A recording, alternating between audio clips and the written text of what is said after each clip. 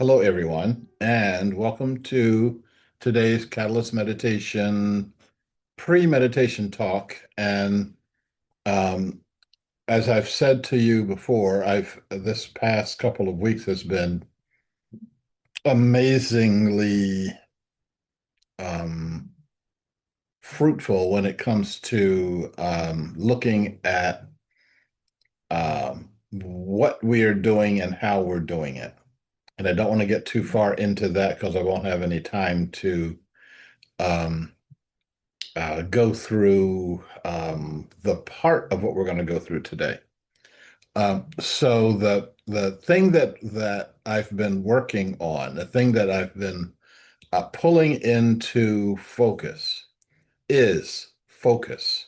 What are the most important things that we are doing to bring about creating a world that works for all?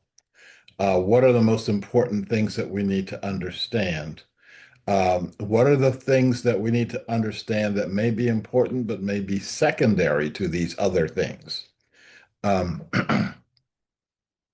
I've been breaking my categories down into the problem, the reasoning behind the problem, the foundation, or I think more correctly is like what is the world view that we are operating from? What is our vision? Um,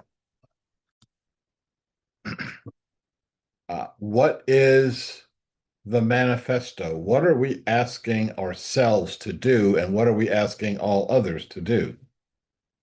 What is our practice? What is our project or projects that we see as exemplifying the work that we're doing? Where do we want to do these projects? So what are our targets? And then finally, what is the call to action? What is the thing that we are saying to people as our bottom line? The thing that is moving us to act. And then later on, there'll be the evaluation. I put that in here to let you know that, yeah, we need to think about how are we successful and how are we impacting. Um, so that's the whole shebang. What we're going to talk about today is just the first part of the first part. We're going to talk a bit about the problem. And as you know, I've said many times, I've said in my writings that we should not be dwelling on the problem. We see people um, over and over again talking about the problem um, to the point that they've got nothing else. You've heard me talk about this documentary on Noam Chomsky, and I generally don't do those kinds of uh, things, but I went to see it because I want to hear what his solution was for all the problems that we've got. And what the documentary was 2 solid hours of him talking about this is the problem, this is the problem, this is the problem. And then at the last 3 minutes, he says, in the face of all of this, we must be eternally vigilant. And as though vigilance is going to solve a problem, it doesn't. So he had no intention of solving any problems. He just wanted to keep talking about what the problem is. That is amazingly sexy. People get off talking about the problem. I was at dinner last night, what should be my last birthday dinner. My birthday was on the 24th of March, but I've been eating ever since, and so I might be able to wring a few more meals out of this birthday sequence here. Um, but I went to a nice restaurant and was listening to the conversation. I was in my conversation with my dinner partner, But I was listening to the conversation behind me, and all it was Trump did this, Trump did that. This is terrible. This is awful. Did you hear they're going to do this and they're going to do that?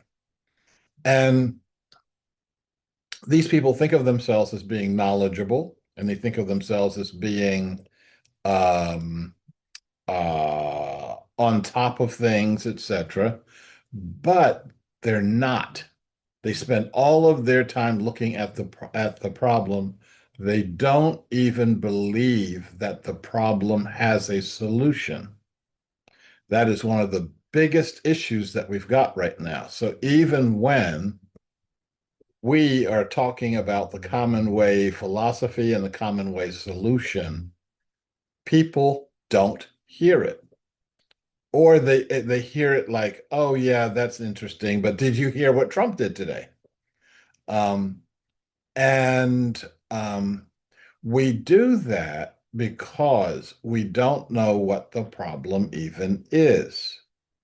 We don't realize that the illusory splits between the right and the left, the illusory splits between the rich and the poor, the illusory splits of one race against another race, these are all strategies of control. And these strategies of control are wielded by all sides. This is not something that the right is doing. It's not something that the left is doing. It's not something that this group is doing or that group is doing. Everybody who's trying to get control over everybody else is utilizing these tactics. They split us apart in an attempt to win in a situation where there is no winning, there's only losing. So, so in a misguided attempt to win, everybody loses. So what we have to do is, um, well, let me go a little further on the issue of the problem and get that done with today, so that we can go on to something else tomorrow. Um, One of the problems that we have is a failure of thinking. It's as though all the people who thought about how society should work died 100 years ago. And we don't have anybody thinking, we don't see anybody thinking at a societal level. Um, and it seems as though people are not smart enough to come up with new ideas.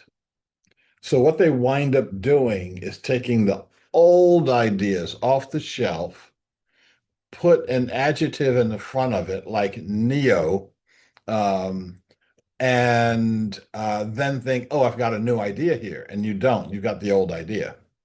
Um, so we mask our inability to think by trying to resurrect these failed strategies. Some of these things failed 100 years ago.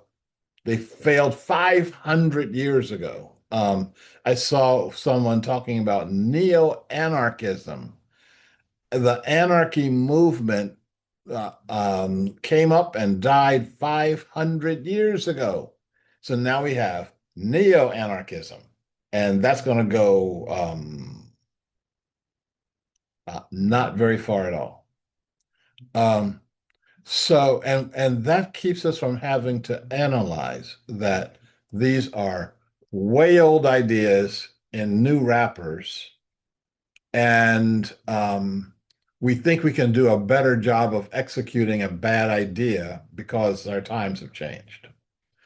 Um, I think another reason why we don't come up with new ideas is a combination of depression, being overwhelmed, being saturated with a media, and we have to recognize purposeful and skillful misdirection that keeps us unfocused or keeps us very highly focused in the wrong direction.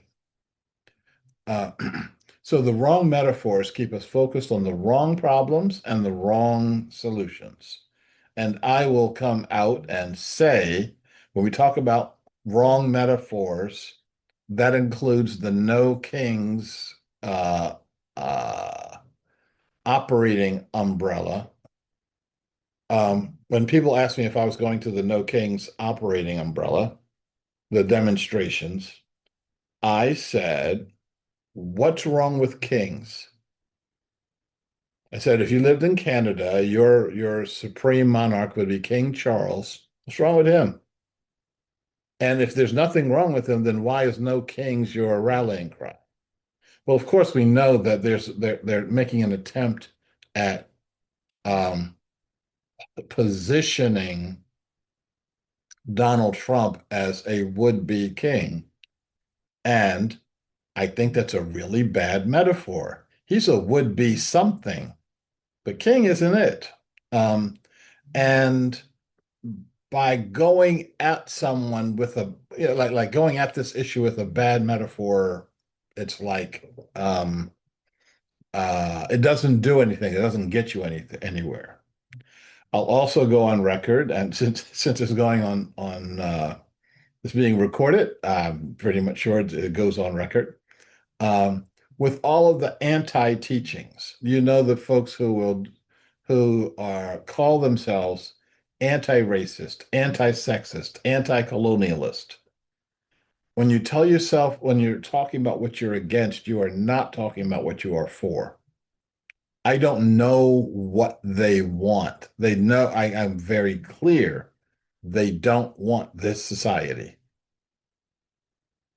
I'm not clear at all what they do want. And we could wind up with a solution that is worse than the problem. And that has happened around the world. Um, uh, Another thing, so let's just take one of the Commonway um,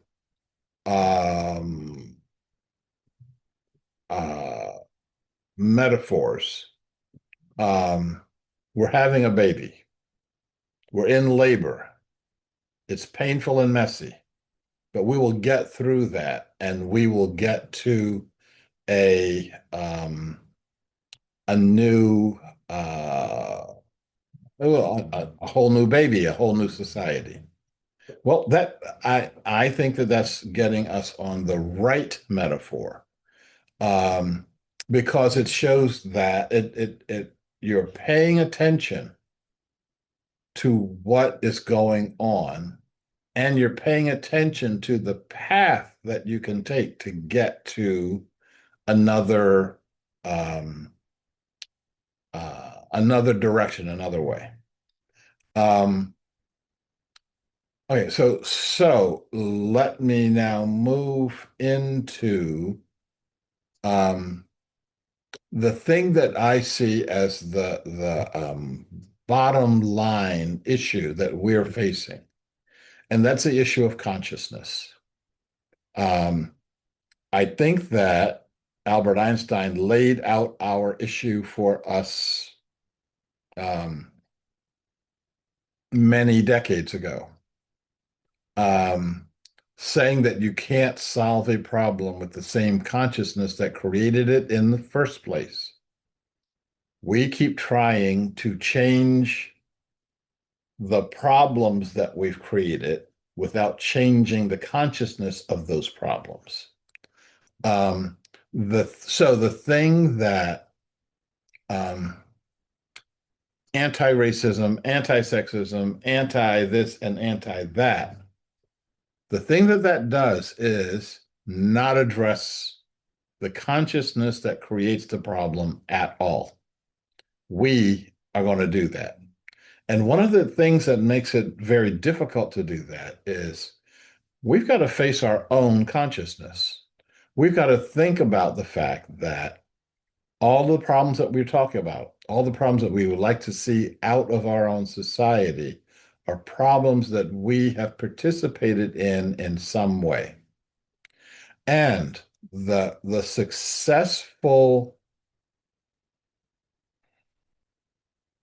the The successful movements that have happened on our planet are movements where the movement leaders, first of all, accept responsibility for participating in the creation of the problem.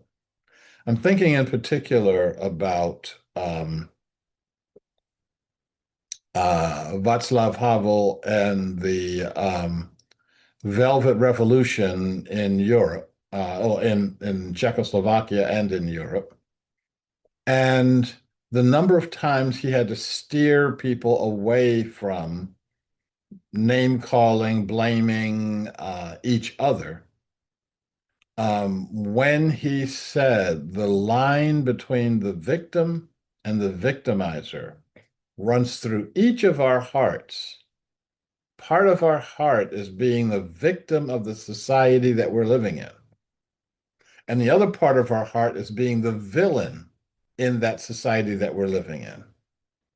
That in order for us to change, that change has to start right here.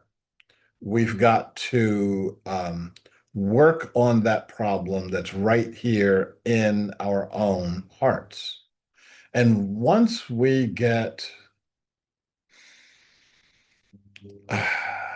that, it is um, we don't kind of wallow in our, oh, I'm so bad, I'm this, I'm that, this is terrible. Um, you recognize that once you say that I'm going to correct me, it gives you the strength to take that to others and to be able to say, yeah, I work through this stuff in my own heart. Now let's all of us can start the process of doing the work. Um, and by doing that, we get to be um, we get to recognize how um,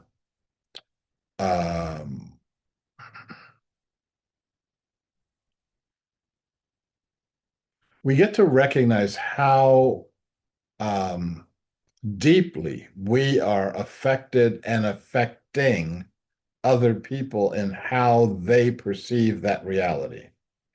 Um,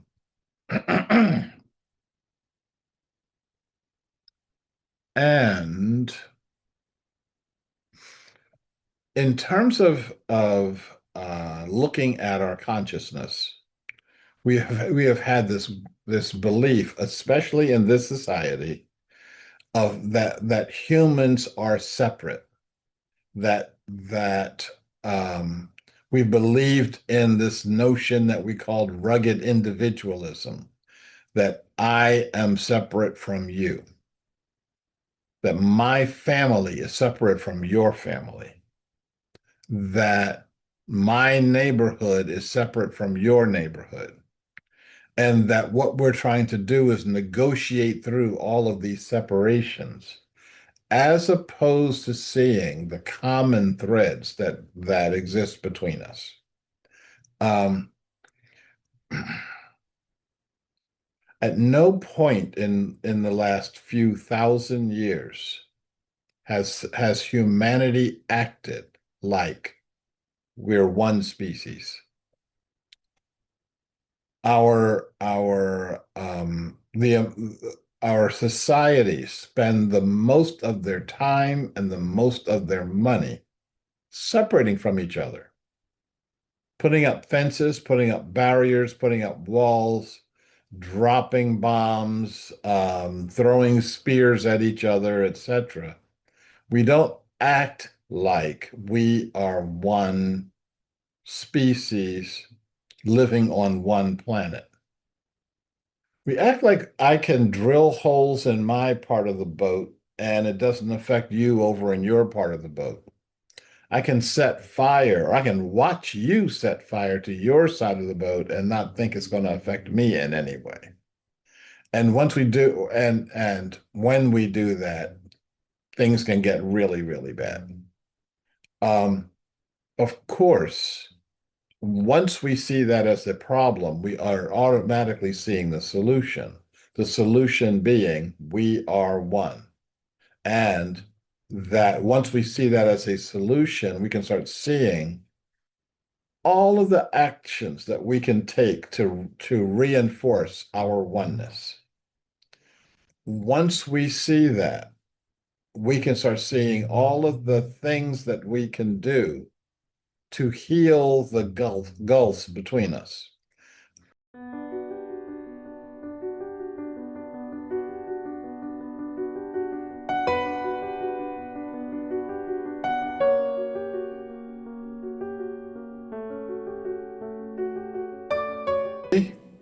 Hello, everyone, and welcome to today's Catalyst Meditation. Welcome to those who have joined us today. Welcome to those who are following on the outline, and we have an anonymous jackalope on the outline. And welcome to those who have been with us in the past on the Catalyst Meditation but can't join us today. We are going to go ahead and do our normal centering, and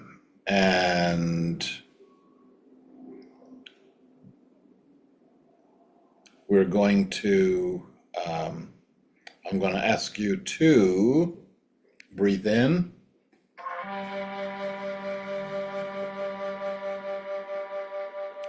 breathe out.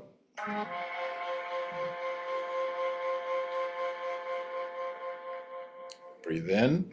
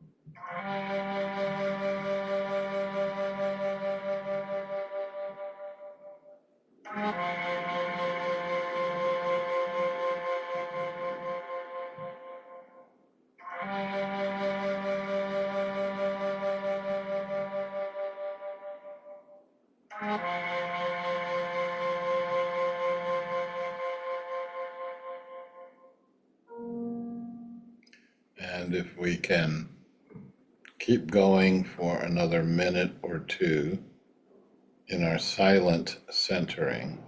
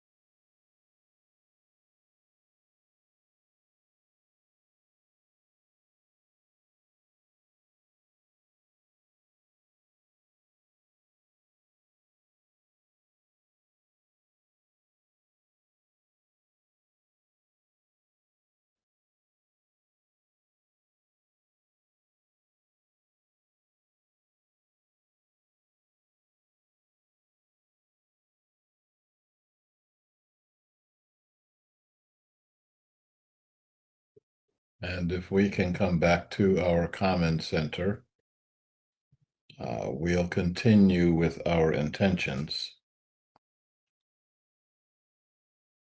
As the imaginal cells within the chrysalis come together to form the butterfly, out of the disintegrated caterpillar cells, we come together to form a gateway for the meta-consciousness of the mind of Gaia.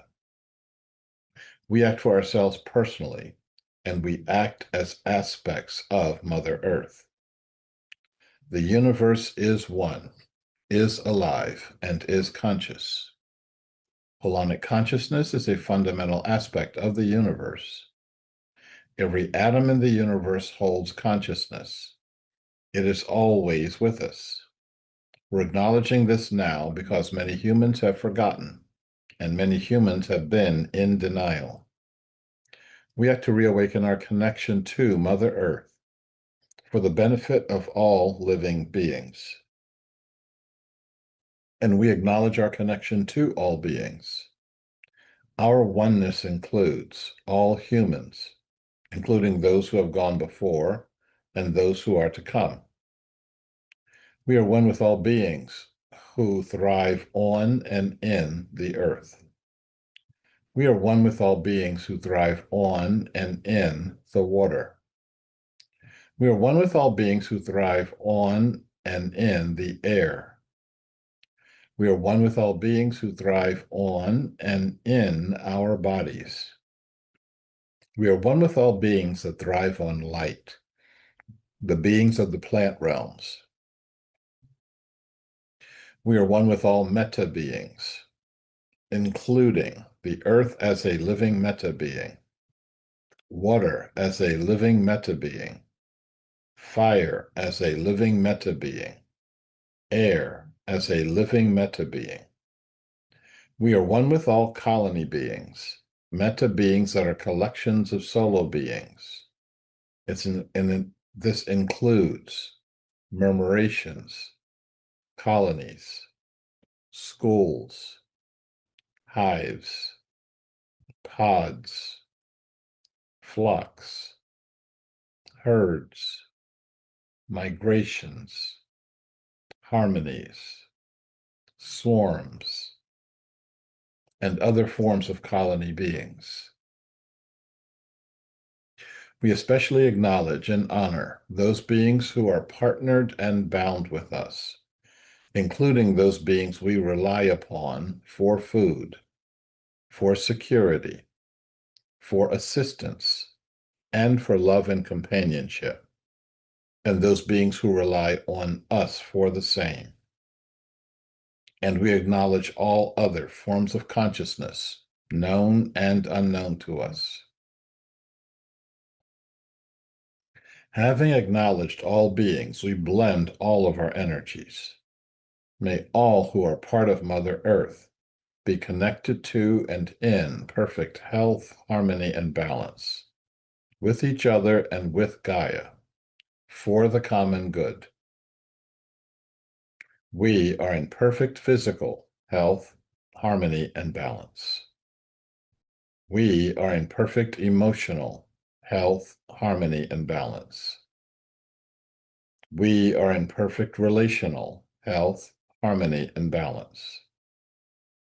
We are in perfect mental health, harmony, and balance.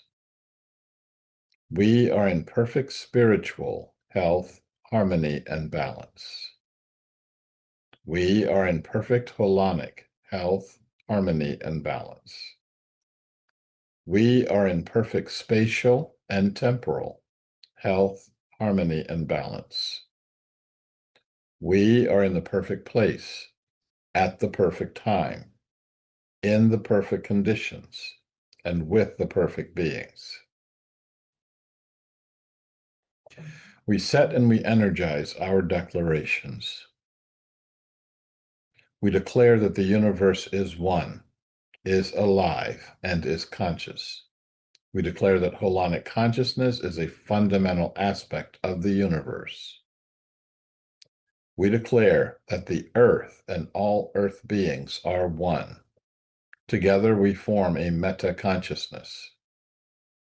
We declare that all humans are one family, one species, one destiny. Separations are illusory. We awaken human consciousness from all illusions of separation. We declare that humans are colony beings. We deepen and expand our human murmurations, our human harmonies. We declare that Mother Earth is the ultimate governing principle, the way that humans govern their behavior on this planet, replacing all other forms of governance. This is the way our behavior aligns with the will of the earth. We declare that Mother Earth is providing all necessary resources to achieve the vision of a world that works for all living beings. We declare that we are creating a political and economic system where all beings participate in it. All beings are in relationship with it. All beings own it. All beings benefit from it. And all beings govern it for the common good. So we'll now meditate within the holonic energy, of Mother Earth. We will be listening for messages that we may receive to bring back to others. We'll be making any personal requests that we may have. And we'll be deepening and expanding our human experience of our human murmurations, our human harmonies. We'll be doing that for the next 8 to 10 minutes, and we'll be starting now.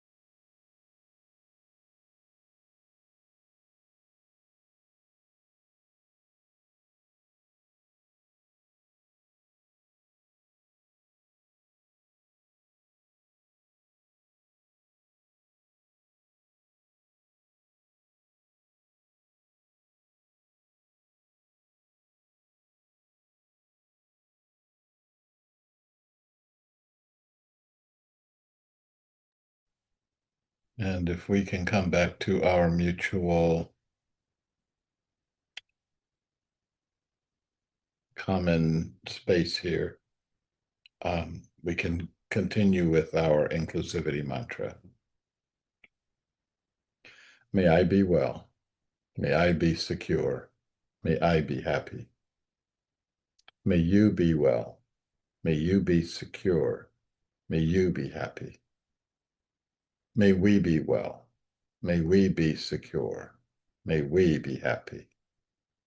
And may all beings be well. May all beings be secure. May all beings be happy. And so it is. And so it shall be. And thank you for participating.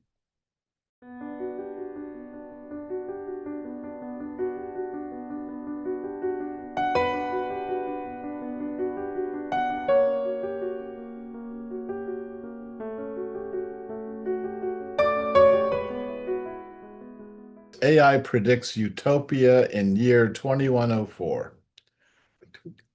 AI is going to help us win here. Yay.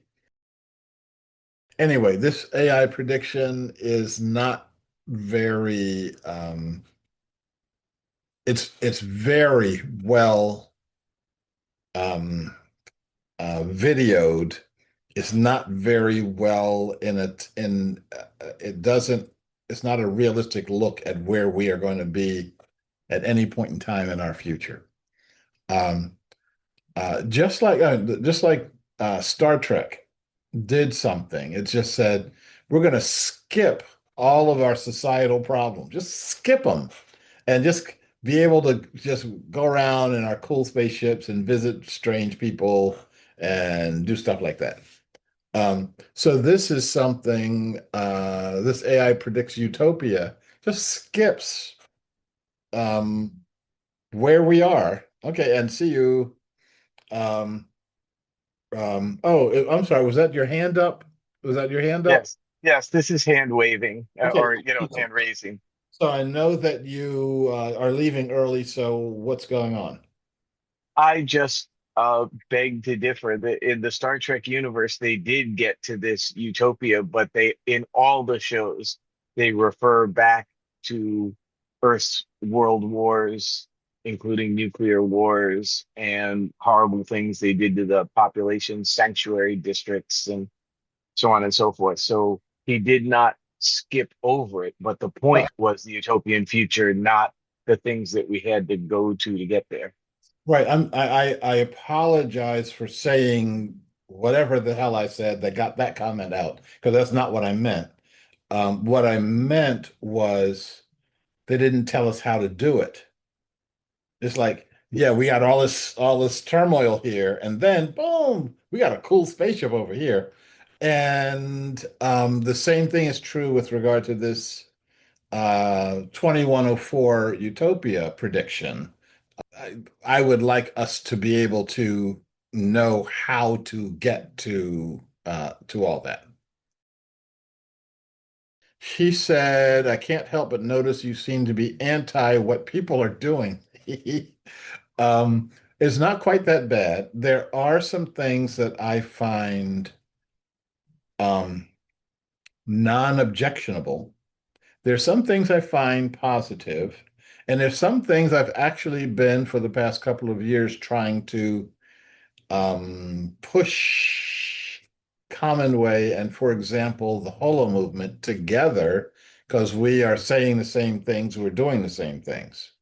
Not exactly. I mean, we're doing analogous things. So one of them is the Holo movement. Um,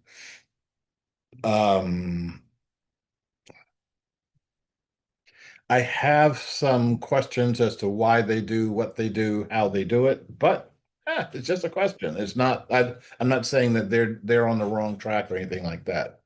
Someone else that I have, I've never met the real organizers of the Holo movement, but I know one of their uh, principal people has been a principal people here in Commonway. You may have met Susan Bellchamber.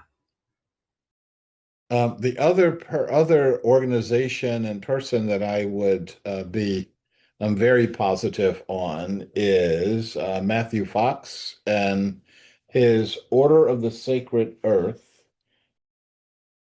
But yeah, the Order of the Sacred Earth is, I think, a really good attempt at saying let's have a good metaphor. And one of his metaphor is looking at the orders that the Catholic Church created over time in terms of sending out people to achieve particular goals. And I know he's talked about the Jesuits, the Justinians, the Benedictines, etc. And the folks of the Order of the Sacred Earth. Um, I'll talk more about them at another point. And Matt and I have talked about that. I've actually attended a couple of their meetings, and I'm not. I'm looking for ways that we can support each other. So no, I'm not. It's not that I'm anti what people are doing. I'm anti the stuff that will not lead you to where you're saying you want to go. Um, if you get in your car and you say, I want to go to New York, and you find yourself in Sacramento, I'm going to be questioning what's the real goal here. Okay. Um, you find yourself in Bogota. I mean, it, I'm going to have a lot of questions for you. The what are we working for question that Esther has asked, I think that we'll be addressing that over time, over the next few weeks or so.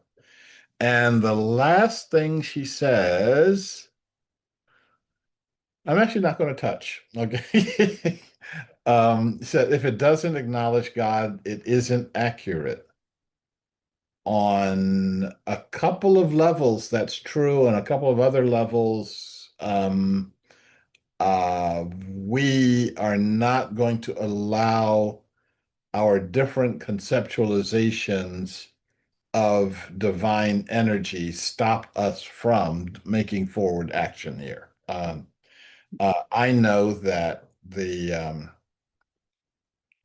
Buddhists, for example, think about the divine very differently than others do. Um, I think every other day I'm in the Buddhist camp, and the other day I'm in the God camp, and I think they're the same camp. I'm just kind of walking all over the place. Okay, this is a very quick wrap on our weekly Catalyst meditation. So let's go ahead and get wrapped up, and I'll say I did have a comment, so that's too bad. I'm closing up right now. Okay, for you, just for you. Well, when I was in labor and delivery, we had we have hospital slang, and L&D slang was, oh goody, a BMW coming in, which were the patients that were just locked into their misery and, very pregnant, very uncomfortable. Get this kid out of me now. No easy way to do that, honey, So, I kind of feel like that issue has kind of floated through my brain a lot more too. So I'm very glad to hear that we're gonna, move on through the discussing the problem phase, because I just feel like everywhere I go, it's like, oh, BMW stands for bitching, whining, and moaning, by the way. So. Okay, I was going to say car. So what do you think? So I Okay. just feel like everywhere I go, there it is, again, oh joy, to the point where I had to tell one of my light friends, can we not discuss politics while I'm just receiving light, Yeah, please? yeah, It's like, yeah. can you just shut up, please? Yep. So, I'm kind of up to here with all of the BMWing that I Mhm. hear everywhere I go from 90% of the humans I know. And, can we please move on through that, so, and I'm not saying, pointing any fingers here, and I'm not saying it's any worse here than anywhere else. It's just this ubiquitous whining thing that I find a complete waste of time and energy, Yep. so Even when I move into the other phases, and I've been thinking about this in terms of, the vision phase and the projects phase, etc. How do you stay positive and stay focused and stay uh oh, this is to make sure those scumbags don't do such and such a thing, the order of the sacred earth, their only vow is that I promise to be the best lover and defender of the earth that I can be. Now, on the one hand, and now that's very positive, okay? And it says that it implies that you've got things to do, okay? But at the same time, you don't got to wallow in the problems. Um, so so keeping the energy up is, I think, a really important. Uh, crucially important. Yeah. Mhm. and I personally think that creating a world that works for all is about as positive as you can get, and looking at how you actually do that, as opposed to um, using it as a slogan and throwing it off and then going back into, you know, isn't Trump a turkey? Uh, Mhm. Mhm. doesn't um, doesn't do you any good, and also doesn't do the our movement to a civilization, a new and accurate civilization, doesn't do any good for us either.